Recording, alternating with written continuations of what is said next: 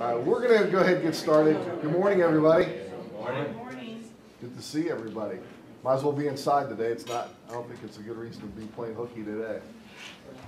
Excited to be here. Good to see everybody. I don't have much in the way of announcements this morning other than we have our golf outing coming up next month, May 16th at, somebody help me, Pebble Creek. It's still early. And we, as is typical, nobody turns in their foursomes till like the week before. So we're always nervous right now, and hopefully the response will be typical of previous years. We've been able to sell out the last couple of years, so hopefully that'll be the case again this year. But a couple reminders, anybody wants to do a whole sponsor, certainly could use the help. That goes directly to our bottom line of our operational budget, which we need all the help we can get there.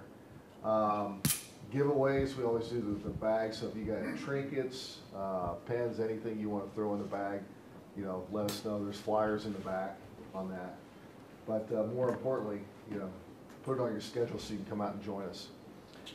So today we're here at Northwest Local Schools, and you know, for those who've known our organization for a while, the Business Association has had a really wonderful relationship with the schools for a very long time. You know, one of our key initiatives is the Scholarship Endowment Foundation. And through your generosity, we've been able to give away scholarships every year. This year, we're giving away 5 $1,000 scholarships. And we have well over 100,000 in the endowment right now.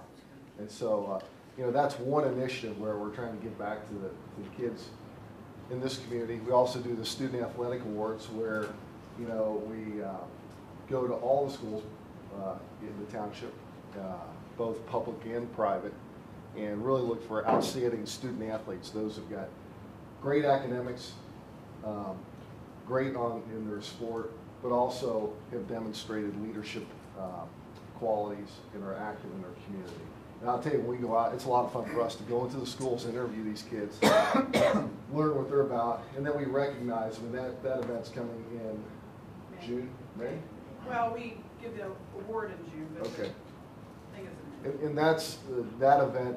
You know, the student athlete comes out with their coach, parents, and get recognized. So that's a lot of fun.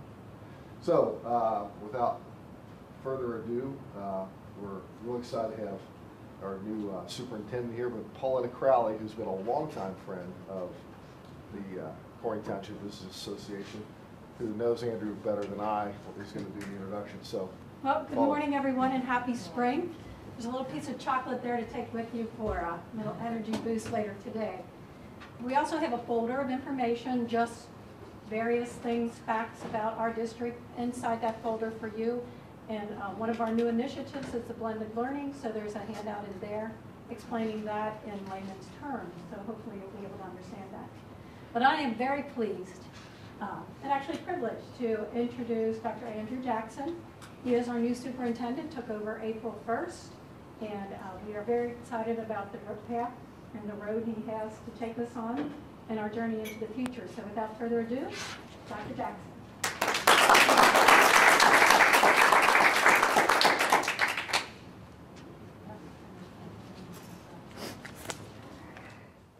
Okay, don't worry, I got a few pieces of paper up here, but I'll just hit the high points. So, first of all, I appreciate the opportunity to host this. We certainly realize the schools are in a partnership with the local businesses, and we take that seriously, and especially excited about the involvement and the attendance here today, and I'm happy to speak in front of you. Before we get started, a few things. I just want to introduce some of the AO people that are here today. Because we have I think, a fantastic central office administrative staff, and so I try to get various departments here to represent, so we can, so you know some of the different faces and that are working hard for the township here and the school district. So we have Sandy Blank back here with the special education department, and if the camera can pan to these people, I'm sure they'll appreciate it. Tracy Ray is with the human resources department. Randy Bertram is our treasurer. Jenny Bluss is with the curriculum department. And then, of course, Paulette is here with the student services and community services. So I get the first thing out of the way. Everyone wants to know, what am I supposed to be called? Because that seems to be what no one knows. Do they call me? I go by Andrew, and that's what you can refer to me as Andrew. So when you see me, say, hey, Andrew, I got a question for you. That works great for me. We don't have to be too formal here or when you see me. So to put things in perspective a little bit, I wanted to talk about change, because ultimately that's what the district is facing over the next few years, is lots of change. And change is something schools do well. We're used to change, and so we will respond to it, and want to talk a little bit about what's coming up over the next couple of years. But to kind of frame it a little bit, I wanted to talk about the past for a second. So this is the rules for teachers back in 1872. Now, some of you might have seen this, and of course I got off the internet, so you know it's true, because there's been commercials that verify that you can't lie on the internet. But back in 1872, teachers were required to fill the lamps and clean the chimneys at the end of the day. They were supposed to bring a bucket of water and a scuttle of coal for the day's sessions. They were supposed to make the pens carefully and whittle the nibs for the individual taste of the pupils. Men teachers were allowed to take one evening a week for courting purposes, but they could do 2 evenings a week for courting purposes if they attended church regularly. After 10 hours in school, the teachers may spend the remaining time reading the Bible or other good books. Women teachers who marry or engage in unseemly conduct will be dismissed. Every teacher should lay aside from each pay a goodly sum of his earnings for his benefit during his declining years, so that he will not become a burden on society. A teacher who smokes, uses liquor in any form, frequent pools or public halls, or gets shaved in a barber shop will give good reason to suspect his worth, intention, integrity, and honesty. And then finally, a teacher who performs his labor faithfully or without fault for 5 years will get an increase of 25 cents per week in pay, providing the Board of Education approves. So we've seen some changes from today, from 1872. To get more into instruction, we'll look at some of the standards. So I have some standards, 8th grade math standards from 1895. One of them was to name and define the fundamental rules of arithmetic.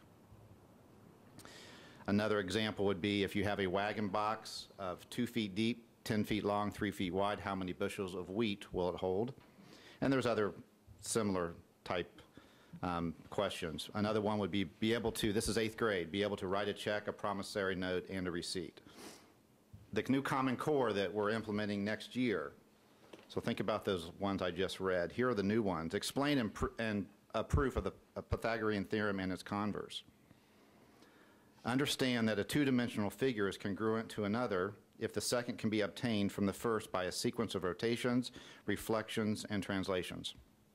Given two congruent figures, describe a sequence that exhibits the congruence between them. Now, these are right out of the Common Core standards that we're going to be implementing. Another example of the current 8th grade standards: construct and interpret scatter plots for bivariate measurement data to investigate patterns of association between two quantities.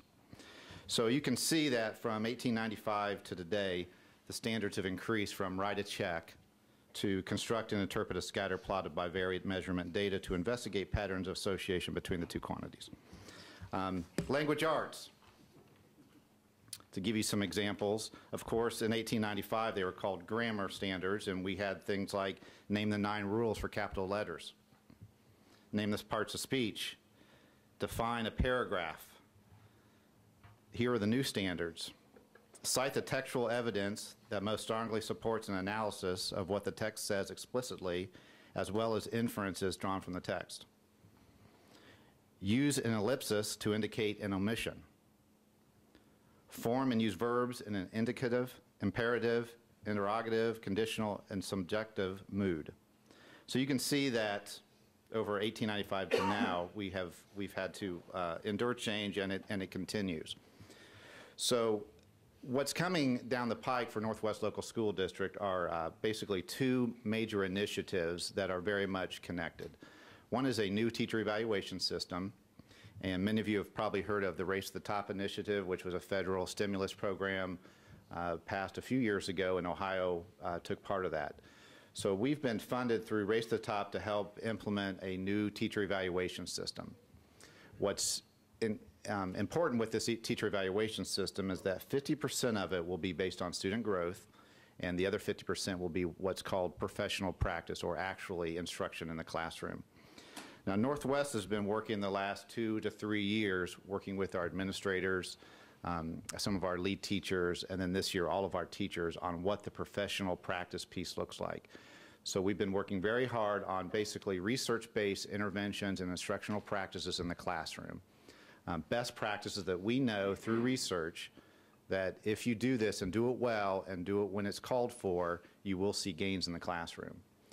We've spent time and hours and hours over the last few years training our teachers. Next year we'll get fully implemented. That's the part we know and we understand, and that is probably the most consistent and constant we see in the future is instruction and what works in the classroom. And that's what our focus is going to be on at Northwest Local School District. The other half is where it gets a little muddled and confusing, is what is student growth? What does it look like? How do you measure it? How do you prove it's there? And the state legislature gets involved as well. So over the last few years, literally every year, they've changed what that should look like. And it looks like they may continue to change that. So while there's a lot of work to do to figure out how we measure that student growth, we all understand and agree that obviously student growth is what it's about. And the way to get to student growth is through instruction. The question is, how do we measure it? And we continue to answer those questions as we get more information. So that's the first initiative that you'll be seeing over the next few years at Northwest Local School District. The second one is the new Common Core standards. Ohio was one of 49 states that joined a consortium of states that adopted these new standards in language arts and math. It was a group of governors and state superintendents that got together and decided we needed some sort of common standards in language arts and math. They did not adopt social studies and science, just language arts and math. They've been out and published for a couple years now. We are going to begin implementing those this coming school year. And you can, from what I read, you understand that the rigor and the level of those standards are considerably more than what even we currently do. The second piece of those standards is also the new testing system. The state also joined a consortium called PARCC, P-A-R-C-C, stands for the Partnership of the Assessment of Readiness for Career and Colleges, or Colleges and Careers. I can't remember what the order of the C and C are. But they are developing a test for us to use. We will begin teaching the standards this coming 13-14 school year. They'll be assessed on them in the 14-15 school year. So there's a few things to note on this new test. One, it's going to be online, which we have not experienced before. In the past, it's been paper, pencil. You scan them, you ship them off. They scan them in, they give you your grades back. These will actually be online, which causes some other issues that we have to address with that. So it'll be in the spring or in the fall when we arrive. We'll have like a diagnostic type of PARCC test that we can give. We'll have possibly one in the middle of the year, and then we'll also have then the ultimate test at the end of the year that we will be giving. Again, that will start in the 14-15 school year. The issue with the online are two. One is we have to provide enough computers for our students to be able to get online to take this test. We've been sharing with the board that we currently do not have enough computers to do that, and which we can purchase computers. That's not the issue. Sometimes the issue is finding the space to put the computers and doing that. So we're working out a plan to try to come up with how do we do that. But the second thing is you don't want students to come into a computer lab in the spring and for the first time take an online test that they've never experienced what an online test looks like, what it feels like, how to manipulate the mouse, et cetera.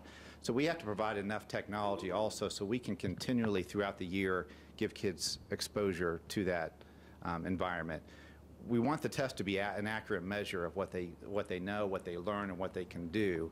And we don't want that measurement to be deflated artificially because they're not used to taking a test online. So when you think about that, that is a possible constant rotation of students going into computer labs maybe once every 5 to 6 weeks to take a practice test of some sort so they have that experience. The park did put out an assessment guideline for us that says they recommend that you have one computer for every student in the largest grade of that building. So that's going to test. For example, like a Colerain Elementary School, we have around 140 students in every grade level. They're recommending that we have at least 140 computers in that building so they can access it in a lab type setting. The other recommendation is to try to do 2 students to 1 computer, so that would be 70 computers. We currently have 1 lab at Colerain Elementary, like most of our elementary schools, of 30 computers. We do have 4 to 5 computers in every single classroom throughout the district. The problem is that's not a testing environment. You can't rotate kids through the back of a classroom to take a test. So it is reconfiguring that, and it's trying to respond to that. So we don't want to take computers out of those classrooms and put them in labs. We want to add labs. But in that case, Colerain Elementary would likely need 2 to 3 labs to be able to get those students through there and take those tests. And then every school has kind of a different situation. The other initiative we have going forward that's related to this is the blended learning, which Pauletta mentioned. We are expanding that for next year, and we're actually beginning construction on that as soon as the students leave end of May. And the construction crew is going to come right behind them and start doing the work. That will help us at the 2 high schools for 2 reasons. One is that students will be exposed to the type of online learning that students are experiencing in colleges. I have a son that's a sophomore in college, and every single one of his classes, even if it's a face-to-face class, he's expected to get on a Blackboard type system and respond to discussion boards, submit papers, send emails, do research, even take some tests and quiz online as well as part of that. So that blended learning will expose students to that, where they'll have the direct instruction, but they'll also have the opportunities for some online. The second is it's going to prepare us or have the facilities in place for the testing system at the 2 high schools. So as a result of the blended learning and the number of labs we're going to have in those 2 high schools, they are going to be in a good place for the testing, the online testing that takes place in 2014-15. However, the elementary and middle schools we're going to need to do some improvements in those in terms of the number of computers that are available for students. So again, as we look at the changes that are coming, and they're immense, obviously, looking at changing a teacher evaluation system and these Common Core standards are two huge projects. That alone is enough to keep us busy, and then we have all these other things to deal with as well. But I want to just reiterate that my vision for the district is to continue to focus and to refocus on instruction, because we deal with all these other influences outside and things that change, and we have to be able to respond to that. But one thing that doesn't change is that good instruction is what it's about. It's ultimately, at the end of the day, is that teacher shutting their door with 25, 30 students in their classroom and providing good instruction.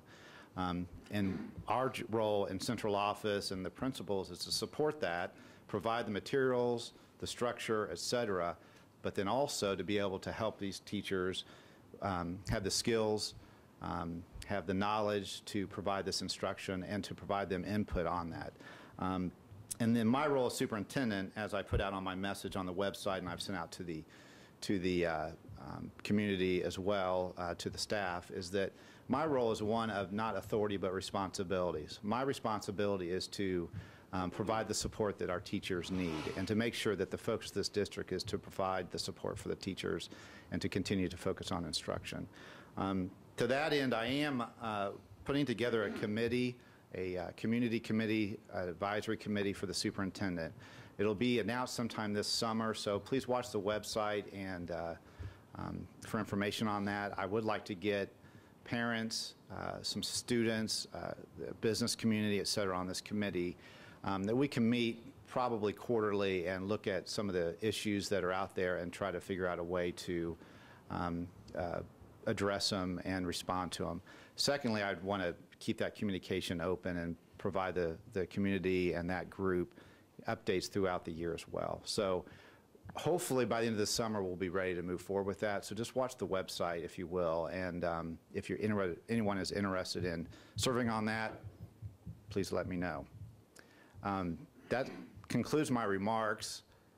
If you have any questions, I'd be happy to answer anything that popped up or you're thinking about? Not from you, Pauletta. Well, I would like for you to. I won't Send make it in any an email. comments. I'm just going to ask a question. Could you share your background? Oh, with yes. everyone? Yeah, sure. My background, I was born on, no. I came here in 2008 from Milan, Indiana. I was superintendent. I actually spent 14 years in Milan, Indiana, the last few as superintendent, and came here in 2008. Milan, Indiana is the little town in Milan that won the basketball state championship in 1954. And the guy that hit the shot was Bobby Plump. He was named Mr. Basketball. They wrote a movie called Hoosiers about it. So that's kind of the background at Milan. I went to Indiana University. That's why I wore this IU tie today. The bad news is Cody Zeller and Oladipo decided to go pro. So I came here in 2008. But they did graduate. For you UK fans out there, I'd let you know they did graduate before they left. So, so I came here in 08. I actually came in as business director in 2008 and only stayed there for a few months. Dr. Vermillion left and there was a spot in elementary curriculum. So I spent most of my time here in elementary curriculum, working with Jenny Blust and overseeing the 8 elementary schools that we have. And then this past summer, I was promoted to assistant superintendent back in the business office, and then continuing my responsibilities with the Race to the Top team that oversees the Race to the Top initiatives, and then named superintendent effective April 1st, also known as April Fool's Day. So I started here last Monday in the new office, and currently still trying to finish up some business tasks that are out there. We're interviewing, hopefully have someone named pretty soon on that. So that's kind of my background. Undergrad, IU, I went to Ball State for my graduate school, and I actually started in Ball State about 1994 and got 3 degrees from them. And I went to class there from 1994. Pretty much every semester I was taking a class or two from 94 all the way to 2011 when I finally got my doctorate. And that was before all this online stuff, so I wore out a path between Sunman, Indiana and Muncie, Indiana, which is about a 2-hour drive. And they had kind of an online system, a distance education system where I would maybe report to like Rushville, Indiana with 3 other people, and we would watch television and then call in on a phone. That was kind of their interactive thing, and a guy in a studio would. So I did some of that, but there was some nights that I got off work at 4, ran to Muncie for a 6 to 9 class, got home at 11, and then at the very end of my career, I think I actually took 1 or 2 classes online. I thought, wow, this is really nice. You just sit in your PJs and type a paper and send it off. So that's kind of my background on that. Any other questions? Don? Yes. A number of the parochial schools are forcing, I guess, mandated kids to get laptops and tablets coming in. Is that in response to this initiative, or is it other applications? I don't think it's in response to that, because this is just that would be just for technology. They don't take the OAA, the state test, in the parochial schools. So there are some districts out there that are doing that purely for the technology standpoint. We have looked at some different, not a requirement, but rather allowing students to bring their own device in. And we actually have kind of a group that started looking at that, and it's something we're going to have to respond to. Because I know a lot of schools are allowing, they call it BYOT or BYOD or whatever, bring your own technology, bring your own device. It can save the district money. It's a way to respond to, if kids already have them at home, bring them in. The issue with our district is that what do we do with the population that can't afford them and can't bring it in? And to me, it's an equity thing, and I think we have to answer that question, that if you have a group of 30 students and the teacher allows them to all get out their smartphone, for an example, and get online to do this, and out of the 30, 12 of them don't have one, or their parents say you can't have a data plan or don't use my data or whatever. How do we respond to that? And that's the question that we need to answer before we can come up with a decision on something like that. However, we would never require students to bring it in. That's an expense that we would never require them, but we are looking at the possibility of allowing them.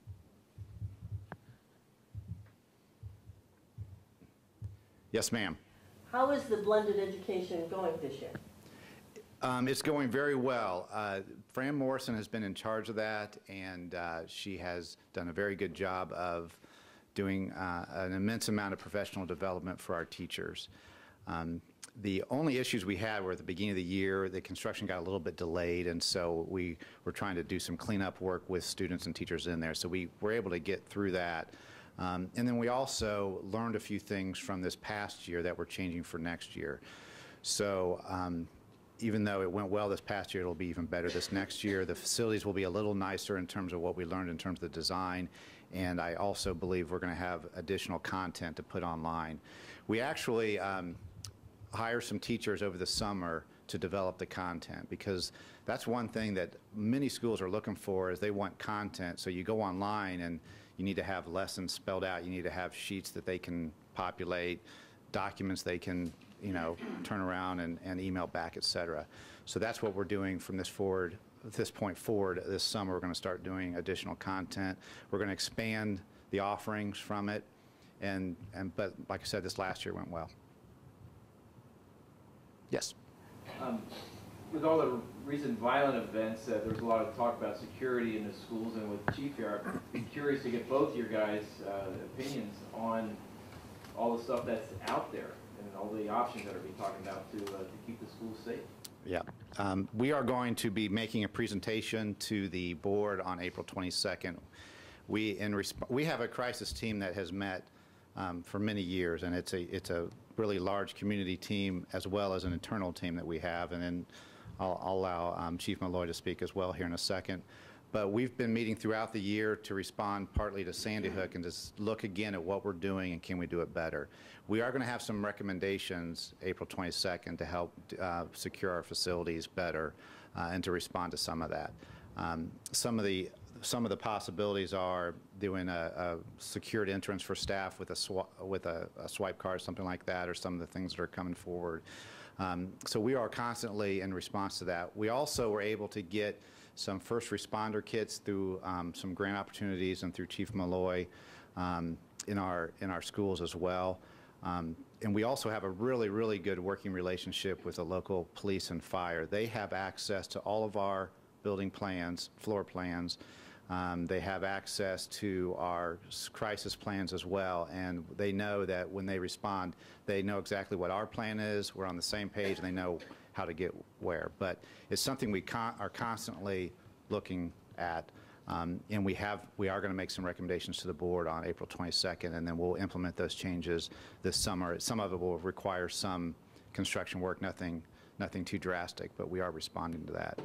Chief Malloy, do you want to add anything to that? Sure, Paulette and I just had the opportunity to speak to the Montfort Heights and White Oak community last night. This was the topic. We just wanted everyone to be aware that this isn't something that we just started the crisis team after Sandy Hook. It's been ongoing for probably 13 years.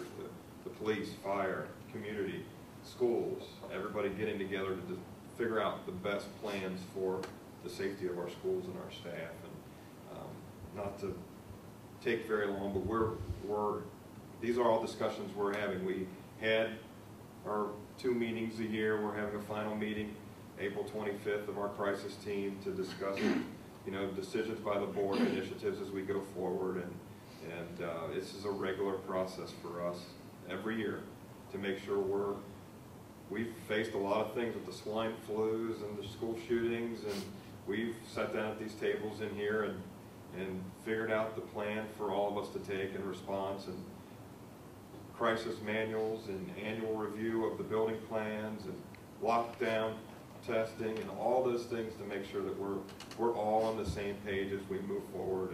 And we've certainly taken little bits, and we had a huge brainstorming session probably about 3 months ago now that keyed some of these priorities for initiatives to take. What can we do right away without a lot of expenditure? What things work for the elementary schools? What things work for the high schools? We had huge attendance along with the parochial schools. We sat down and talked through each initiative. It was a rather lengthy, you know, back and forth of the ideas, and you know, and Pauletta said it last night. We should be proud of the model that we've set in this district, in this region, Southwest Ohio, because we get so involved in what we do, we don't realize the benefits that we receive. And you know, her conversations with Chardon and our conversations with East Central out in Southeast Indiana, they had no such cooperation and partnership within all these different entities of the community and they found that what we do, wow, we should do something like that. So, you know, the folks that have been in this district for a lot of years and working with all the people that are involved, from the police and fire, this has just been a standard course of our business. We just meet, we talk, we figure it out, we share ideas, and we're not perfect, but we're always open to change and new ways of doing things. And I think that's the best piece of the whole. I mean, we should be proud of what we are and who we are. And we said it last night. Don't let people tell you that we're not good, because there's a lot of great people, and with great people we can do great things. And I think we're setting the tone and helping our staff and our students do just exactly what Andrew said.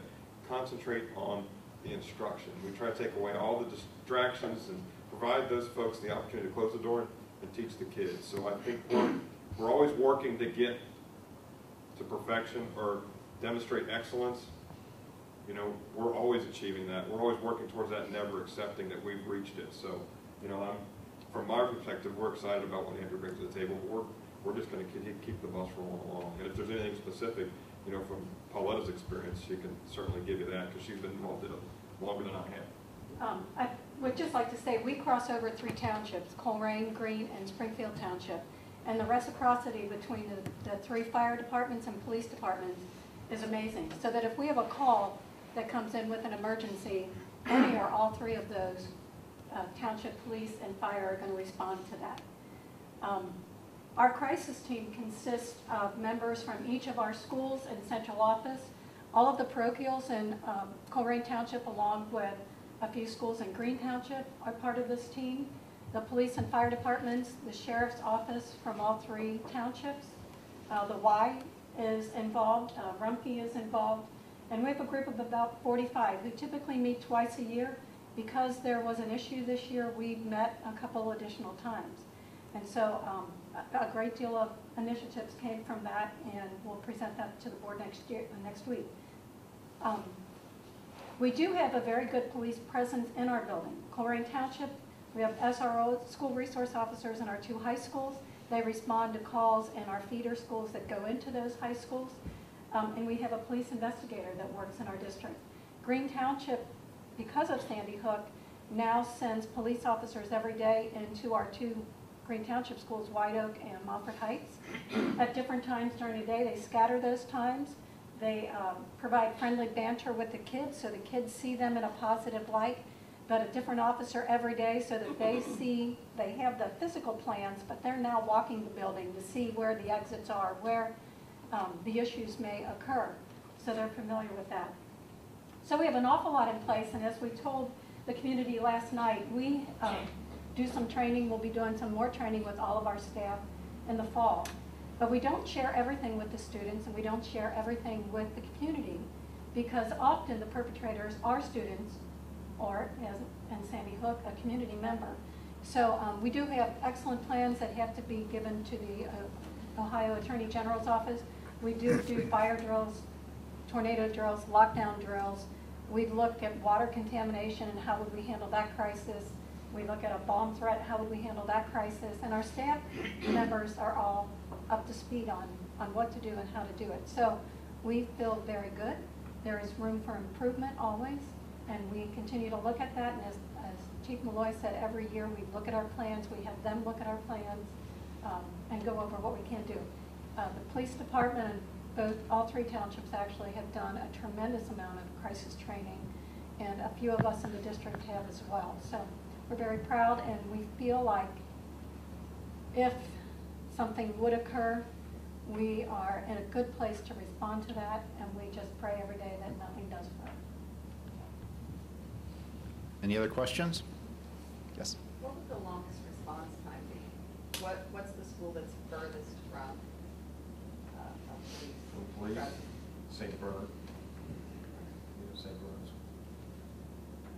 And what would the response time approximately be for that? Well, just as Pauletta said, the benefit that we have is through the reciprocity is that's down to the Green Township border. So if a call came out of priority, you're also going to get the Western Hamilton County agencies that may be in Miami Township or Whitewater. Well, they come right up Harrison Avenue. That's the benefit of getting everybody at the table. So when those things come out, you're getting folks from everywhere. Like if something happened to Struble Elementary, you could get the city, you could get North College Hill. You know, everybody knows where these places are. You're going to get response because we're all trained along the same lines, and that's why we talk to each other, so we understand this is what we need to do. And you know, there's a baseline training that we all have, so we all know what to do in the event of, say, an active shooting situation, so we can all be of assistance to each other, because we're bordered by 8 communities, you know, and we need to know that those 8 communities can respond and help us. And you know, that's why, you know, it's important for us to communicate too, but that reciprocity is huge, and we sign mutual aid agreements with specifically over and above the standard mutual aid agreement that we have countywide with all of law enforcement, with Greene and Springfield Township, just because of the schools, just because of our relationship within those schools, and Welsh Elementary and White Oak and Montford Heights. We want to be able to all 3 engage if necessary to do whatever the case may be. Yes, ma'am. I don't know whether this should be to Andrew or to you, but if you have a student within the school system that is a problem student, do you start a file on that, you know, like 3rd grade or 5th grade, or, you know, so that you know some individuals are not 100%? I don't know how else to say it, but I think you all know what I mean. Yeah, we have discipline files on students, and there's other files as well. But yeah, we would have an idea if we think there's some concerns with a student and some potential violence from that student. We also work with various agencies. You know, we call 241 kids as needed for things like that as well. But yes, we have a pretty good idea of potential issues out there. Well, I'll just answer. Well, I might be thinking the same thing I'm thinking, but the reality is there are situations that occur, and over the last, 13 years, there have been signs, warning signs that are maybe presented to either party that may be of concern, and there are resources that we don't just say, well, I wonder what, I hope nothing ever happens. Hopefully this kid will graduate soon, or that's not been the course. There's an open dialogue, again, because of this partnership.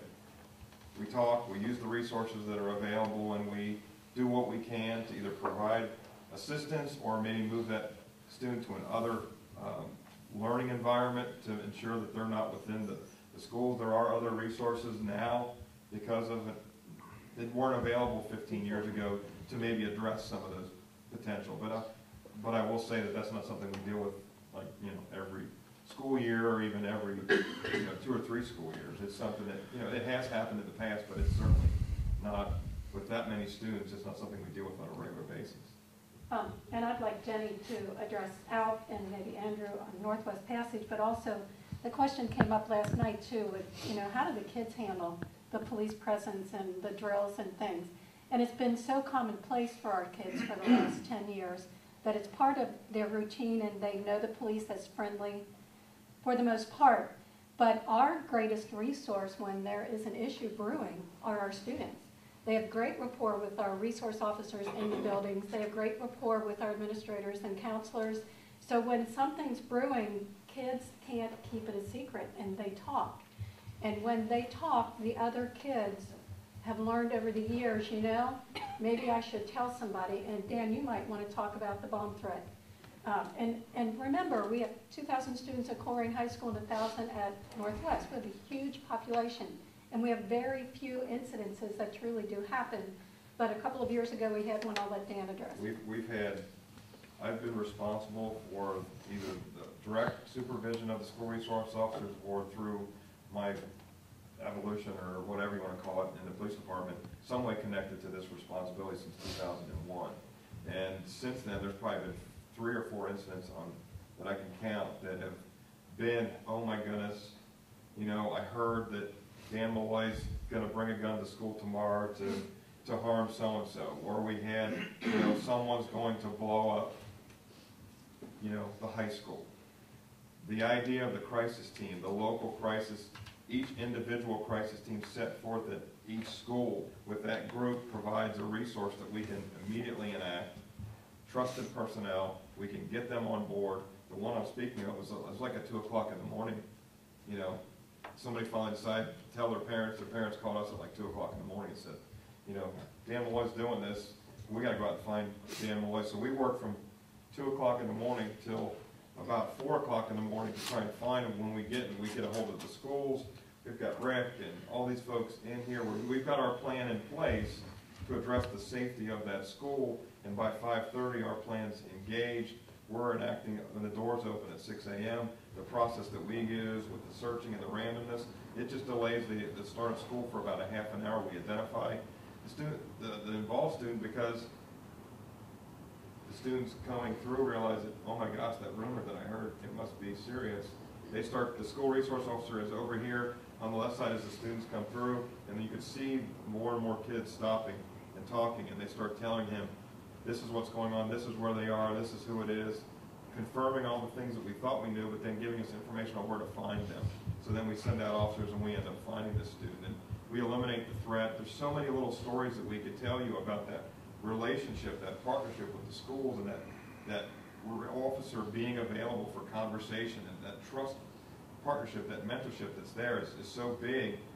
We've had just tremendous success. It hasn't happened so much, but when it's happened, you've seen the reasons why it just work.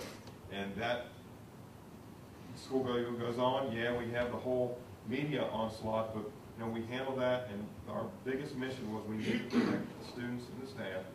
As a parent, you want to know that we're doing everything within the police department and the schools to make sure my children are safe, and then they move on about the day, just with about a 15-minute delay to make sure that everybody's okay. We move on, we stay around, we work our case, and it moves. It's not even an issue.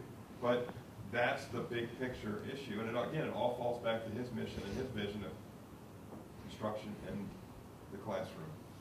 Keep the distractions away and let our teachers teach and our students learn.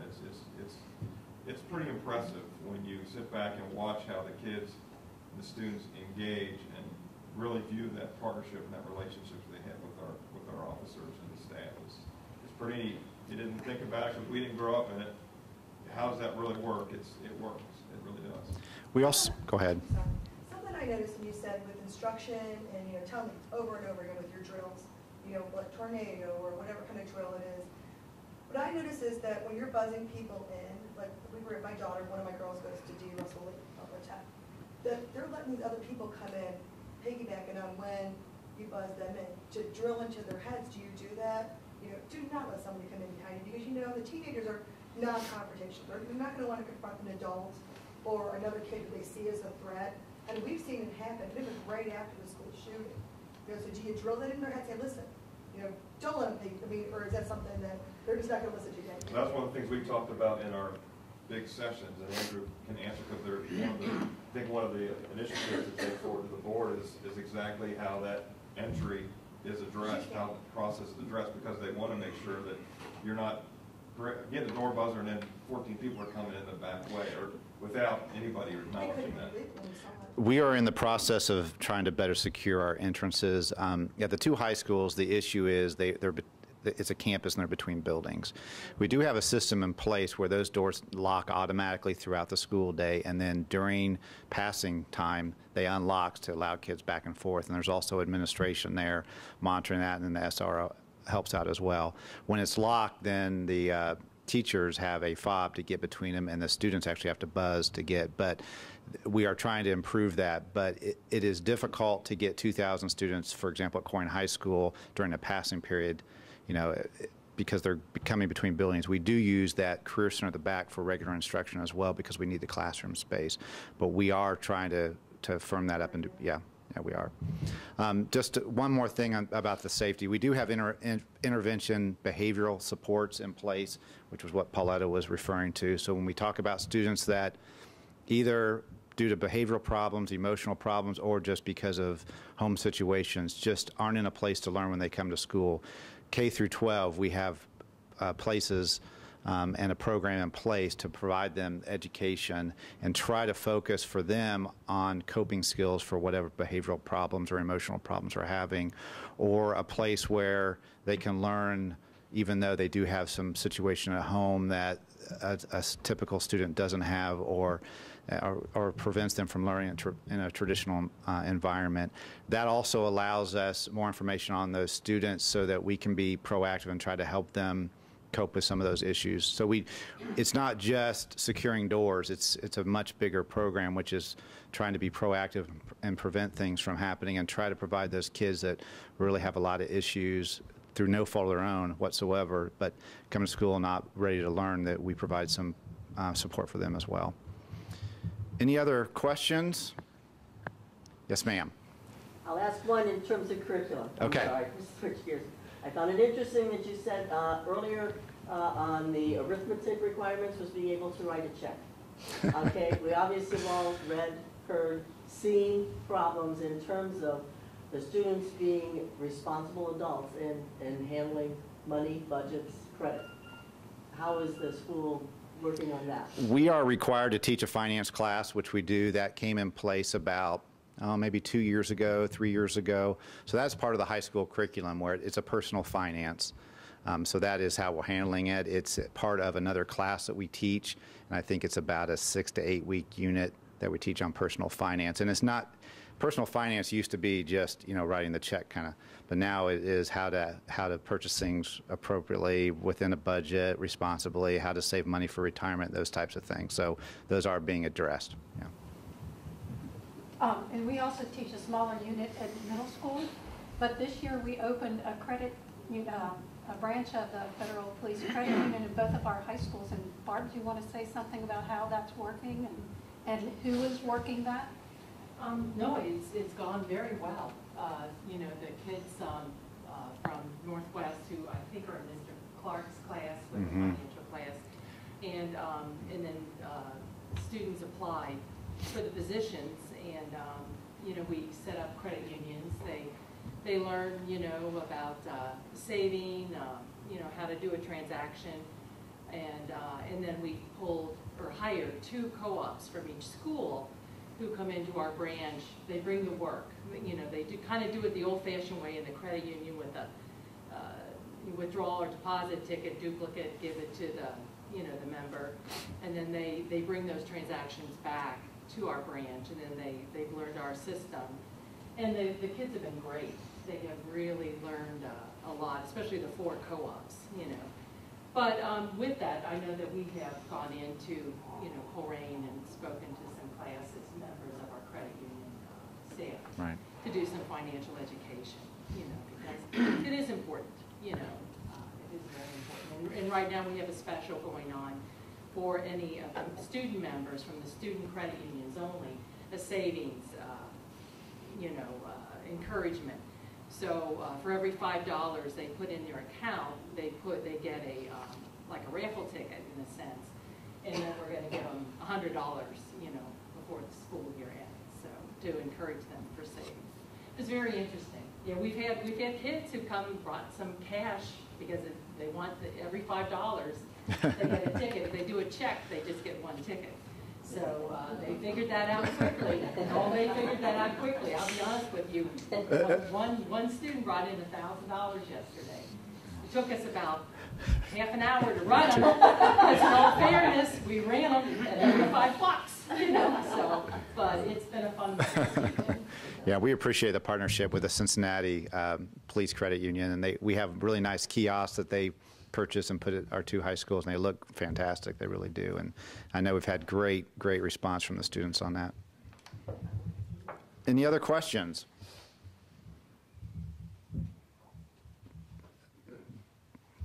Thank you. All right, thank